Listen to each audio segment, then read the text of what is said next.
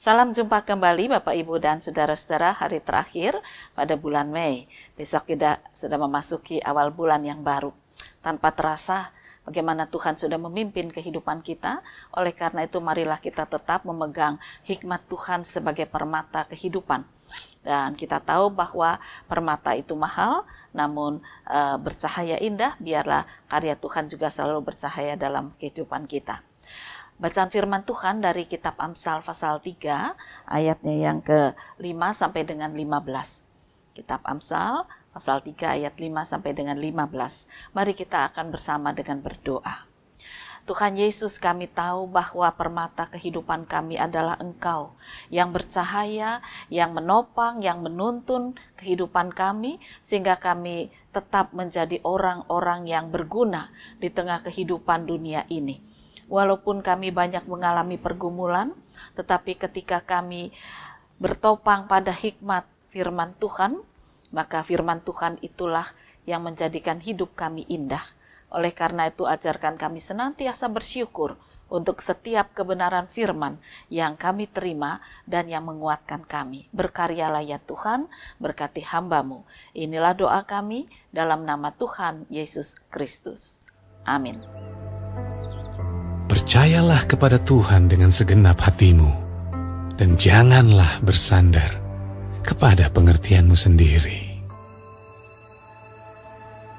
Akuilah Dia dalam segala lakumu, maka Ia akan meluruskan jalanmu. Janganlah engkau menganggap dirimu sendiri bijak. Takutlah akan Tuhan, dan jauhilah kejahatan. Itulah yang akan menyembuhkan tubuhmu dan menyegarkan tulang-tulangmu. Muliakanlah Tuhan dengan hartamu dan dengan hasil pertama dari segala penghasilanmu. Maka lumbung-lumbungmu akan diisi penuh sampai melimpah-limpah, dan bejana pemerahanmu akan meluap dengan air buah anggurnya. Hai anakku, janganlah engkau menolak didikan Tuhan, dan janganlah engkau bosan akan peringatannya. Karena Tuhan memberi ajaran kepada yang dikasihinya, seperti seorang ayah kepada anak yang disayangi. Berbahagialah orang yang mendapat hikmat, orang yang memperoleh kepandaian, karena keuntungannya melebihi keuntungan perak, dan hasilnya melebihi emas. Ia lebih berharga daripada permata. Apapun yang kau inginkan tidak dapat menyamainya. Bapak, Ibu, dan Saudara-saudara, firman Tuhan mengajarkan kepada kita supaya kita ini tidak bersandar pada pengertian kita sendiri, walaupun dalam keadaan yang sangat susah. Jangan cuma mikir nanti kalau begini gimana, nanti kalau gini gimana. Jadi adanya cuma susah terus. Lalu kalau ada nasihat dibantah terus. Nanti orang itu akan bersikap begini, nanti orang ini akan bersikap begini. Jadi seolah-olah sebelum kita melangkah sudah kita batasi dengan ketakutan, dengan kebimbangan, dengan pikiran kita sendiri. Kalau memang kita percaya pada Tuhan, maka biarlah kita melangkah dengan kuasa kasih karunia Tuhan. Tuhan, memang kami tahu bahwa kalau kami melangkah gini pasti ada kelemahan. Tetapi kalau kami bersama dengan Engkau, Engkau akan mengalahkan kelemahan itu, membuat orang-orang di sekitar kami melihat kuasa yang turun atas kami, sehingga segala kelemahan-kelemahan duniawi itu akan menolong kami untuk kami kuat berjalan. Jadi kelemahan duniawi akan kita kalahkan dengan kehadiran kuasa Tuhan yang ada pada kita. Ya, jadi jangan selalu berpikir pada pengertian kita. Ini saya sudah tahu. Kalau saya ngomong gini, nanti ada balasnya gini. Kalau begini, begini. Kalau langkah saya begini, akhirnya begini. Kalau udah begitu, percuma. Ya, nggak usah dipikir lagi. Kita akan tetap terkurung dalam kebimbangan, ketakutan, dan kita tidak akan pernah berani melangkah. Itu pertama. Lalu kedua, akuilah Dia dalam segala lakumu, maka Ia akan meluruskan jalanmu. Jadi kalau kita tidak berpikir sekedar untuk kepandaian kita atau dari kepandaian kita, tetapi mengakui kuasa Tuhan, maka Dialah yang akan meluruskan jalan hidup kita. Kadang-kadang kita tidak menduga jalan hidup yang Tuhan berikan itu di luar pikiran dan kemampuan kita. Tapi itulah orang yang percaya bersandar pada Tuhan, dia akan merasakan apa yang tidak mampu dia pikirkan, apa yang tidak dia duga, itulah yang akan terjadi. Kemudian, janganlah engkau menganggap dirimu sendiri bijak. Takutlah akan Tuhan dan jauhilah kejahatan.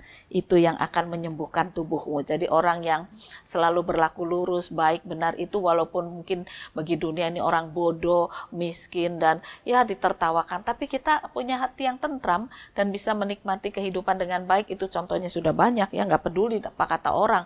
Selama kita berjalan dalam kasih Tuhan, maka kita menikmati berkat-berkat Tuhan. Nah, jadi dalam hal ini, kalau kita baca terus sampai dengan ayat 15, mau mengajar pada kita, jangan kita menolak didikan firman Tuhan. Ya, apapun yang difirmankan, terimalah dengan sukacita, dengan hati gembira, kemudian kita mencoba melakukannya. Dan disitulah kita akan merasakan, ternyata firman Tuhan itu permata kehidupan. Kita tahu permata itu bisa jadi indah setelah ditempa, setelah dibentuk, setelah diasah, setelah diolah dengan cara yang menyakitkan. Ya, jadi bukan dengan cara halus gitu, bukan. Tapi harus ditempa dulu, dikeluarkan dari lapisannya, baru dia mulai keluar warnanya. Dan supaya lebih indah lagi harus digosok ya. Bahkan alat penggosoknya saja ya cukup berat ya, nggak cuma sekedar digosok pakai tangan, tapi ada alatnya itu untuk membuat cahayanya itu keluar. Dan oleh karena itu dikatakan permata ini mahal karena pengerjaannya susah. Tetapi bukan sekedar itu yang kita lihat, melainkan karena darah mahal sudah ada dalam diri kita, karya kebangkitan Yesus sudah ada dalam diri kita. Oleh karena itu kita juga harus bercahaya, semakin hari semakin bercahaya sebab firman Tuhan permata kehidupan. Nah, Bapak Ibu dan saudara-saudara, seorang bapak pada masa pandemi, jadi 2 tahun yang lalu itu, dia tidak lagi bekerja, dia diberhentikan. Ya. Katanya sementara, nanti kalau sudah tidak pandemi, ya masuk lagi. Tapi ya kapan? Ya, kan itu susah sekali. Tapi kemudian bapak ini menjadi putus asa. Dia tidak mau berpikir panjang, dia kecewa, dia marah pada Tuhan, dan kemudian dia sakit-sakitan. Karena dia tidak membaca firman, lalu dinikmati.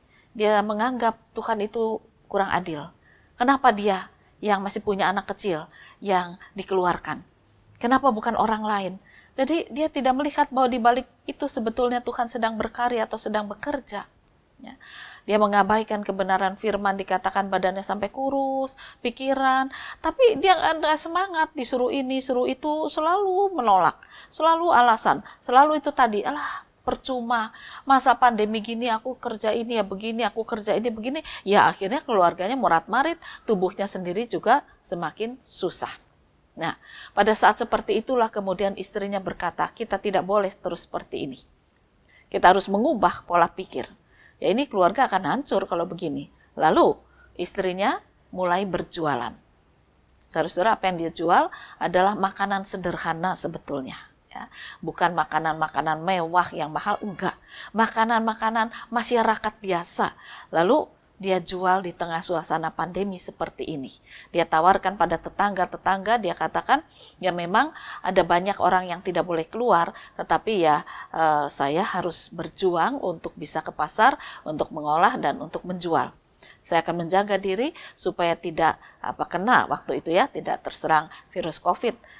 Dan karena itulah dia minta pertolongan Tuhan, dia mengandalkan Tuhan.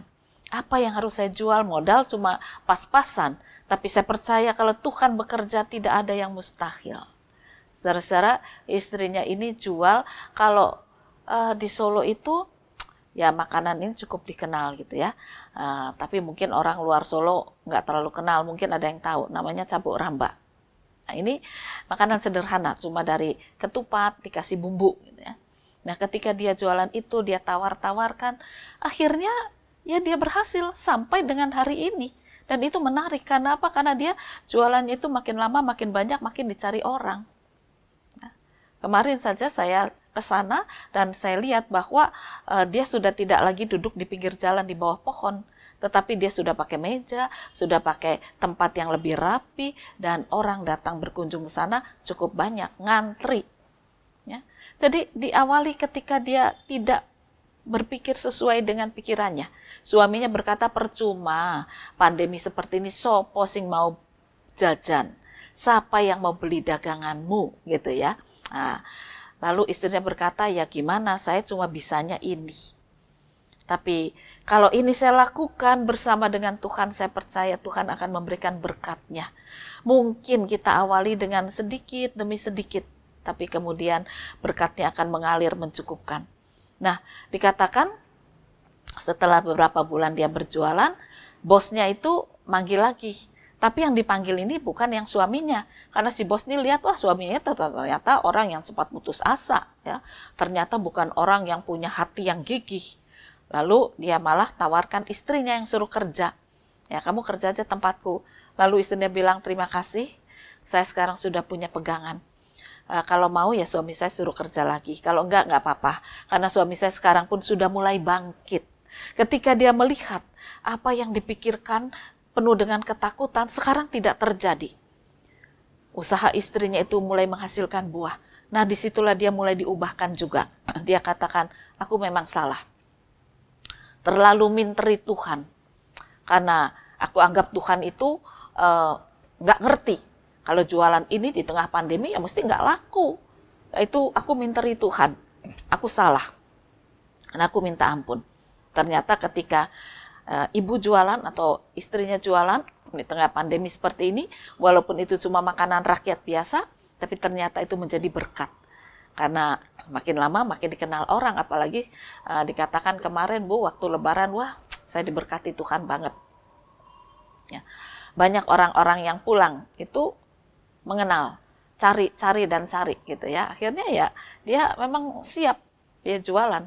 Dan dikatakan, ya berkat Tuhan di luar dugaan. Lalu ketika suaminya ditanya, kerja lagi nggak? Enggak, saya bantu istri saya saja. Karena istri saya itu untuk bikin ketupatnya itu harus butuh waktu antara 6-7 jam. Ya. Dimasak supaya matang betul, tidak mudah bau dan kenceng gitu ya. Itu butuh waktu. Kasihan dia kerja sendiri. Saya harus membantu dia. Belum lagi untuk bumbunya ya. Saya nggak tahu bumbunya bagaimana diolah, itu halus sekali. Mestinya ditumbuk kali ya, tapi saya nggak berani tanya karena kemarin ngantri banyak. Nah, Bapak, Ibu, dan saudara-saudara, ini adalah pengalaman menarik. Ketika seseorang bergantung pada firman Tuhan, dia melihat permata itu sangat indah. Dia katakan dia bisa nyekolahkan anak, bisa untuk hidup, bahkan sekarang punya sedikit tabungan. Hasil yang Tuhan berikan itu di luar dugaan, melebihi gaji suaminya.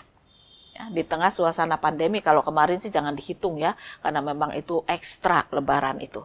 Tapi selama pandemi ini, dia bisa memutar modalnya untuk membesarkan pekerjaannya.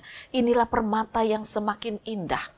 Karena bukan saja suaminya yang terpuruk dalam kegelapan kemudian bangkit dengan cahaya kehidupan.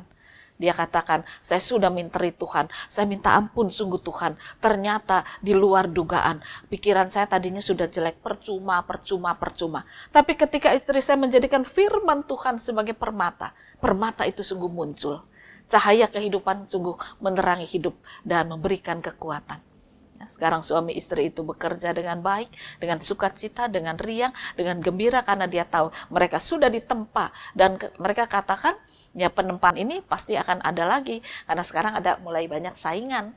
Ya, tapi tidak apa-apa. Sama-sama hidup, mereka katakan. Sama-sama cari uang. Sama-sama cari kehidupan. Mereka mau buka jejer dengan saya pun silahkan. Mereka mau bersaing silahkan. Karena apa? Karena saya tidak akan katakan percuma.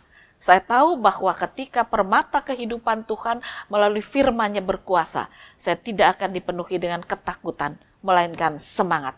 Semangat untuk bekerja bertambah baik, lalu semangat untuk menolong seseorang, temannya, bahkan teman-teman tetangga-tetangga yang tadinya mungkin kurang enak, dia kasih tahu kurang ini. Hasilnya memang beberapa penjual juga sekarang mulai laris dan dia katakan kami senang. Ya, kami gembira. Tetangga kami juga mulai menikmati kehidupan. Berbagi hidup, berbagi sukacita. Tidak ada lagi kekhawatiran, tidak ada lagi ketakutan. Karena yang mereka pegang firman kehidupan. Nah, adakah kita juga mau belajar?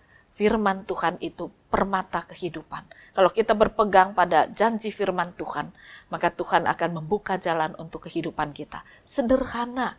Jangan katakan percuma, jangan minteri Tuhan, tetapi biarlah firman itu berkuasa, bercahaya, kita ditempa, kita menjadi permata yang indah, kita memuliakan Tuhan, sementara orang lain juga akan menikmati keindahan dan menikmati kasih sayang Tuhan.